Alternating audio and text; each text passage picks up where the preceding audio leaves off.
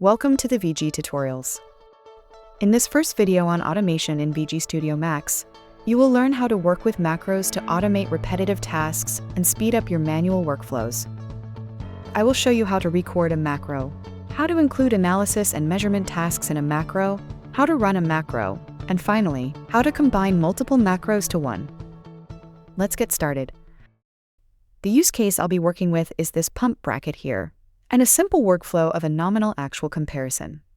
This workflow includes common operations like a surface determination, the import of the CAD model and alignment of volume object and CAD model, and finally, the analysis.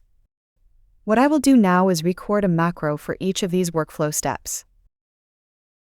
To do so, I'll need the automation tool. You'll find the tool in the tool dock on the right-hand side. If it is not activated by default, just hover over the border of a tool until this arrow here shows up, and then right-click and select the Automation tool.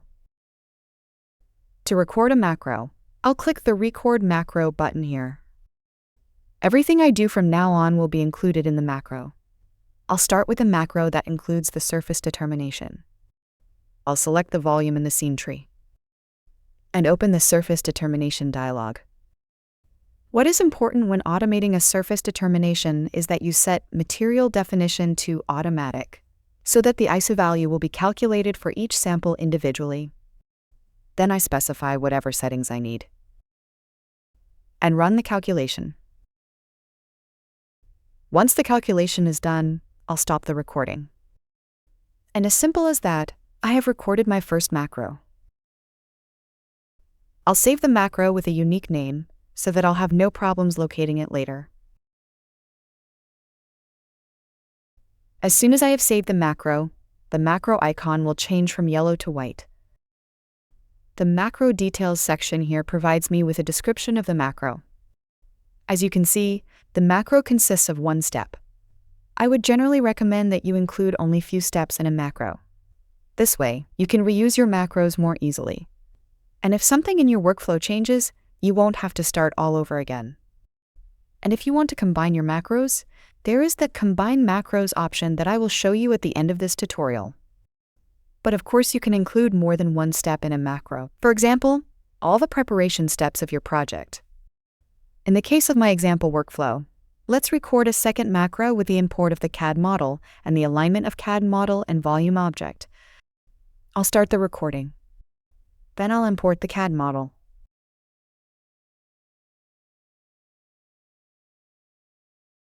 And align the volume object against the CAD model.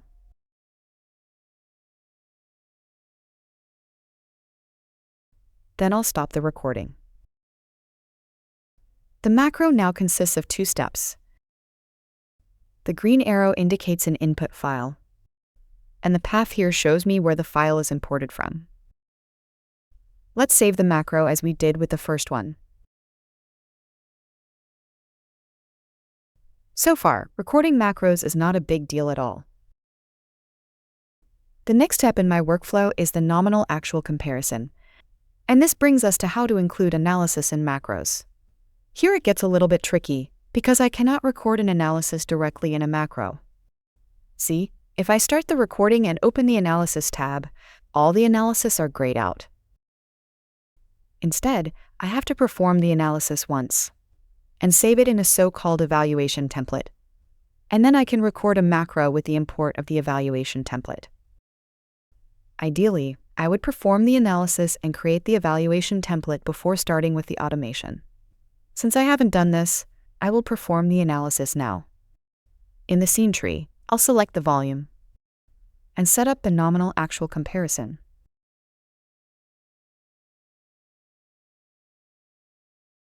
And once I have my analysis, I can create the evaluation template. I'll right-click the volume and select Export Evaluations. I'll give the template a name and save it. Then I'll delete the analysis. And now I can record a macro with the import of the evaluation template. I'll start the recording.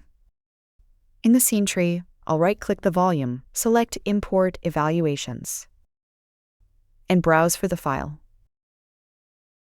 In the Import dialog, I'll check that the options are fine for my project. and confirm. When the calculation is done, I'll stop the recording. And with that, I have created a macro that includes my analysis. I'll rename and save the macro. And I'm done. An evaluation template does not only include analysis, but also ROI templates, visualization settings, and more. And if you're performing measurement tasks and you want to include geometry elements, features, and local coordinate systems in your macros, you proceed the same way. Only that this time, you'll save the created items in a measurement template. And when recording the macro, you import the measurement template. Okay, I'd say that concerning the recording of macros, you're all set. So, let's load another dataset and run our macros. In the automation tool, I can still see the macros I recorded. This is because, on the Settings tab, I have the Remember Last Used Elements option activated. If that isn't the case, since I have saved them, I can load the macros via the Load button here. To play a macro, I'll select the volume I want the macro to run on in the scene tree. Then I'll select the macro. I'd say we start with the surface determination, and click on Play Macro. And look here. The surface determination has been performed on the selected volume, with the settings that I had specified during the macro recording. I can continue now and run the macro with the import of the CAD model and the alignment. Works perfectly as well. And, to round things up, let's also run the macro including the analysis. Nice. Okay, last piece of info for this tutorial. Remember that we talked about combining macros. If you have several macros that you would like to run consecutively, as is the case here, you can combine them to one macro. To do so, we'll cast a first glance at the advanced dialog of the automation tool. On the left-hand side, I can see a list of my macros. I can expand them to see the steps included. The macros will be combined in the order they are listed here. If I want to change the order, I can do that easily via drag and drop. Then I'll select the macros I want to combine, and click on Combine Macros. The new macro that has been created includes all the steps of the individual macros above. Let's save the macro.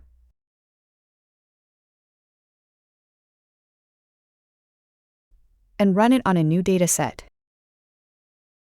In the scene tree, I'll select the volume. Then I'll select the Combine Macro and start the macro playback. And all the actions recorded in the macro will be performed on the volume. And that's it.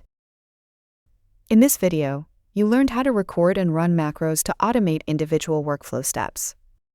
Remember that for a better reusability of the macros, record not too many steps in a macro. And if you want, you can combine multiple macros to one. And last but not least, analysis and measurements must be saved in an evaluation template or in a measurement template that is imported during macro recording. If you want to know more about automation in VGSTUDIO Max, make sure to check out our other tutorials on that topic. I hope you enjoyed this video. You'll find a list of all our tutorials on our documentation landing page via Help, Show Tutorials.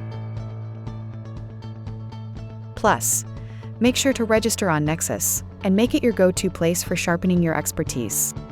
Get access to this video and other information material to get the best out of our software.